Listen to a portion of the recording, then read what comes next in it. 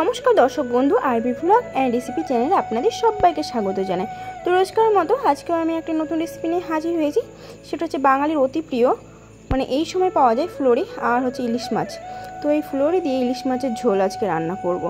এটা কিন্তু অল্প সময়ের মধ্যে হয়ে যায় আর খেতেও কিন্তু মাশাআল্লাহ খুব ভালো হয় আর খুব টেস্ট হয়। এই যে দেখতে পাচ্ছ আমি ফ্লোরি নিয়েছি, বিক্রি করতে এসেছিলো আমাদের এখানে, তো নিয়েছি। আর এই যে নরম নরম দেখতেই পাচ্ছ, এগুলো কিন্তু খেতে কিন্তু খুবই স্বাদ লাগে। আর এগুলো একটু নরম দেখেই নেবে। আর এখানে ইলিশ মাছ আমি কেটে রেখেছি, আর এই সাইডে ইলিশ মাছটা আমি রেখে দিয়েছি, ধোয়া হয়ে গেছে।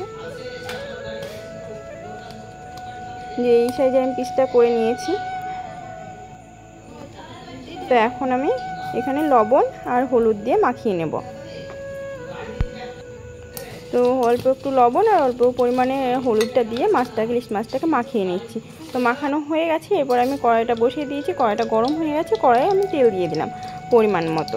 তো তেলটা দেওয়ার পরে তেলটা গরম হয়ে গেছে। এরপর আমি মাছটা দিয়ে দেব। এরপর আমি একে একে মাছগুলো তেলের মধ্যে দিয়ে দিলাম। তো একসঙ্গে আমি দিয়ে দেব সব মাছগুলোই, একসঙ্গে দিয়ে মাছগুলোকে ভেজে নেব। তো মাছগুলো এক সাইড হয়ে গেছে। এরপর আমি উল্টে আর এক সাইড ভালো করে ভেজে নেব। আর এখানে কিন্তু মাছগুলোকে একটু ভালো করে ভেজে নিতে হবে, লাল লাল করে। এই যে আমি মাছগুলোকে ভালো করে এপিট ওপিট করে ভালো করে ভেজে নিচ্ছি। তো মাছগুলো ভাজা হয়ে গেছে। এরপর আমি মাছটাকে তুলে নেব। এখানে আমি একটা বাটি নিয়েছি, এই বাটির মধ্যে মাছটাকে আমি তুলে নিচ্ছি। আর এই যে অসময়ে কিন্তু এই যে ফ্লোরি দিয়ে আর ইলিশ মাছের দিয়ে রান্না করলে কিন্তু খুবই ভালো লাগে। তো মাছগুলো, ভাজা মাছগুলো আমার তুলে নেওয়া হয়ে গেছে। আর এখানে আমি বাটিতে নিয়েছি পেঁয়াজ বাটা, আদা বাটা আর রসুন বাটা। তো একত্রে আমি নিয়েছি। তো এখানে তেলের মধ্যে আমি দিয়ে দেব। দেওয়ার পরে ভালো করে একটু মশলাটাকে নেড়ে নিচ্ছি। নাড়ে নেওয়ার পরে এই যে পরিমাণ মতো লবণ, এবার দিচ্ছি লঙ্কা গুঁড়ো পরিমাণ মতো, আর এখানে দিয়ে দিচ্ছি হলুদ গুঁড়ো পরিমাণ মতো। এগুলো দিয়ে ভালো করে একত্রে মশলাটাকে ভালো করে আমি কষিয়ে নেব। মশলাটাকে ভালো করে কষতে হবে, কারণ হচ্ছে মশলাটা ভালো করে না কষা হলে কিন্তু খেতে ভালো লাগবে না। সেই জন্য সবসময় মশলাটাকে ভালো করে কষে নেওয়ার চেষ্টা করবেন।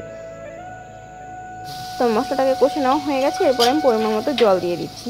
আর জলের পরিমাণটা একটু বেশি করে দেবো, কারণ হচ্ছে এই যে ফ্লোরি ওতে কিন্তু জলটাকে চুষে নেয় ঝোলটা, সেই জন্য একটু জলটা বেশি করে দিচ্ছি। আর ঝোলটাকে একটু ফুটিয়ে নেব। তো ঝোলটাকে আমি আগে একটু ফুটিয়ে নেওয়ার পরে মাছগুলোকে দিয়ে দিলাম। মাছগুলো দিয়ে আর একটু ফুটিয়ে নেব। তো ফুটিয়ে নেওয়া হয়ে গেছে। এরপরে আমি ফ্লোরিগুলো মাছের মধ্যে দিয়ে দিচ্ছি। এরপরে ভালো করে একটু নাড়াচাড়া করে নিব। আর এই যে খুব সহজেই কিন্তু ঝটফট ফ্লোরি রান্না হয়ে গেল। অল্প সময়ের মধ্যে কিন্তু বাঙালির অতি প্রিয় ফ্লোরি দিয়ে ইলিশ মাছের ঝোল কিন্তু রান্না কমপ্লিট হয়ে গেছে। তোমরা অনেকেই এটা রান্না করতে জানো হয়তো, তবুও আমি আমার মতো করে রান্না করে শেয়ার করলাম।